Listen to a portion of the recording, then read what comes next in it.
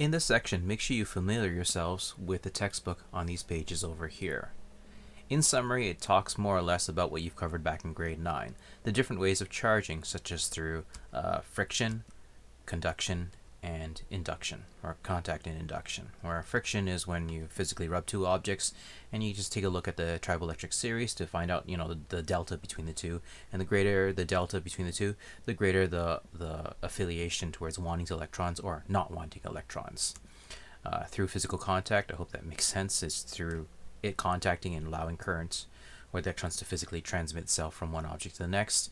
And the third method is pretty interesting, which is the induction method. And I think I'm going to talk about the induction method in more detail, all right? Because through contact, it should be obvious. You make contact with it and things are going to happen. Okay, so induction is through no physical contact at all. So you're bringing the ebonite rod close to the electroscope. And when you're bringing it close to there, well, first off, the charges are all evenly distributed at first. Okay, so you have an equal quantity of positive, negative charges in both of the leaves as well as through the bulb of the electroscope. But when you bring the ebonite rod close to it, well, because of the huge negative displacement on top, it causes the electrons near the bulb to want to quickly run away and race towards the leaves. And as they race towards the leaves have more of a negative charge, and that's why they start to separate from each other. And if you move the ebonite rod away, it allows all the electrons to evenly distribute again and go back to normal. All right, and that's the interesting about induction. Through contact, that's when electrons jump, and then you can notice that the leaves will permanently be separated from each other. Grounding is a weird thing that you can do with regards to these electroscopes. It's more of a parlor trick, but let's go through it anyways. Let's say that you have an electroscope and you decide to bring a hand nearby. Right? With that hand, it's going to be attached to, a rather large person, much larger than the electroscope itself. And I'll just make the legs long, just to emphasize the next thing. When you bring the ebonite rod close to it, the electrons in the bulb, they do want to race somewhere, all right, because they don't like the negative charge of an ebonite rod. Now, instead of running to the leaves, they find another place to travel to, which, as you may guessed it, to the tippy toes of the larger person, all right. But from our observation, we don't notice any change in the leaves themselves, even though the entire system has now lost some electrons. We then move the hand away, and it seems like nothing has happened, but what has happened in fact is that the electrons have escaped to the person, and in the setup that we have over here, it just has the illusion that it has a net charge of 0. Now on the leaves, yes, it is balanced out and has a net charge of 0, but in the bulb itself, there are more protons than electrons because electrons have already raced away. And that's why when you move the ebonite rod away, the leaves start to separate, because the electrons in the leaves realize that, hey, there's some space to hang out up here, so they quickly race up there, making the leaves slightly positively charged. Could you do this in reverse? Obviously you can. Just remember that only electrons can move, not protons.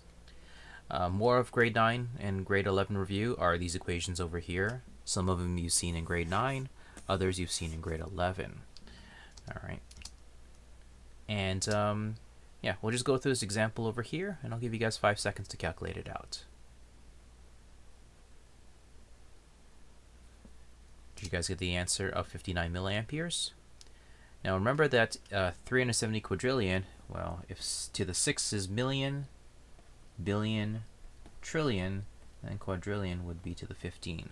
All right, so your n is equal to 370 times 10 to the 15, which is also equal to 3.7 times 10 to the 17. Now Q is equal to NE, so you'll sub in N over here, and E is a constant that you'll also sub in here. That's the quantity of electrons. And current, by definition, is the quantity of electrons that travel over a unit time. So it's that over 1 second. All right, so whatever calculation you have, you're going to sub in 1 second into there, and you get the answer of 0.059 amperes, which has the same meaning as 59 milliamperes. All right, so Coulomb's law. Coulomb's law is the discovery that there is a relationship between charges and their distance of separation. Not much different than what Isaac Newton covered, because if you remember back in the days of Isaac Newton, he created this formula here. Fg is equal to some crazy number times mass 1 times mass 2 over radius squared. All right, so through his experiments, he noticed that this was a correlation, and he called that number big G. He didn't know what the answer was. He just knew it was a very small number, and then he died about 100 years later. Charles, I forgot his name, Charles something, he discovered the value, Cavendish. Charles Cavendish discovered the value of G. And it wasn't by fluke or by chance. In fact, Charles Cavendish was staring at Coulomb's work, and that's what I want to get to. This is Coulomb's invention. And if you remember in grade 11, Charles Cavendish, his invention looked very similar, right? He just had masses hanging around with small masses nearby. Well, he bit this idea off Augustine Coulomb. All right, well, Augustine Coulomb had a very similar setup, where this time around he just had little charges on the rod and big charges brought close to it. All right, and he noticed that the closer you bring it to, the greater the force of attraction. He calculated out through torque as well. All right, he also repeated the experiment with larger charges and smaller charges, and this is the correlation he noticed. The electric charge correlation is equal to some sort of constant times charge 1 times charge 2. All right, so it's very similar to Fg is equal to G capital M lowercase m for charge 1 and charge 2, or mass 1 and mass 2. And the other interesting thing is that the relationship is also an inverse squared correlation. All right, so that's what Charles Coulomb noticed, and Henry Cavendish noticed the same thing too, and hey, they brought off each other's work, and that's how we end up creating the final formulas along with their constants. All right, but the thing about electric fields and their constants, it comes from this crazy calculation over here. 1 over 4 pi times another new constant called the electrical permittivity of free space. All right, and if you sub in the value of 8.854 times 10 to the negative 12 in the denominator and you calculate out, you're always going to get the same answer every time. So out of simplicity, we don't bother subbing in everything as it properly should be. Instead, we just know that k is a constant, and yes, I will give you the value k on a test. All right, so you don't have to consistently or continuously sub in this crazy constant into here and arrive to that constant you're going to get anyways. And for more details about this stuff over here, well, we'll cover it in university. All right, so we won't need to worry about that. Just for now, understand that this works out to a constant. Right, it's the same constant every time. So yep, the formula will be given to you, and the constant will be given to you as well. There is one thing that's unique between this formula here versus Fg is equal to G m1 m2 over r squared. All right. And the one unique difference is that you'll notice that Fg sometimes has a minus sign in some textbooks. They'll write that down just to remind you that it's a force of attraction. All right, so gravity always results in an attractive force. It doesn't have a repulsive force. Charges, on the other hand, as you may have learned in grade 9, like charges will repel and opposite charges will attract. In fact, this formula over here, more or less, it's self-correcting, at least in this format over here, right? Because if Q1 is positive and Q2 is positive, you'll end up with a positive answer, and yes, they will repel each other. Same thing is also true if they're both negative, all right? They'll end up with a positive answer, and they will repel. Meanwhile, if they are different from each other, then it will result in a negative value at the end of the day, and that will represent a force of attraction, all right? So Fg, sometimes in some textbooks, they'll put a minus sign in there just to remind you that gravity attracts, and it will only attract. We haven't figured out what anti-gravity is yet, okay, or even if it exists. All right, but the logic kind of dictates that, you know what, if one thing is true, then maybe the other thing is true, and hey, who knows, maybe one of you guys out there will figure out that there is such thing as anti-gravity and solve all that magic. All right, but for now, let's just stick with what we understand so far in classical physics. Okay, so since this stuff over here is very similar to gravity, then why not just use ideas that we thought about with gravity, but this time around with charges. All right. Again, with regards to gravity, when you're near the surface of the Earth, it appears as if all the G fields are parallel to each other. All right. But if you zoom out and you take a look at it from a larger perspective, if this is the Earth, then the G fields are actually just pointing in. Okay. So the arrow pointing in represents a force of, I guess, attraction, and it's just something that we default to as human beings.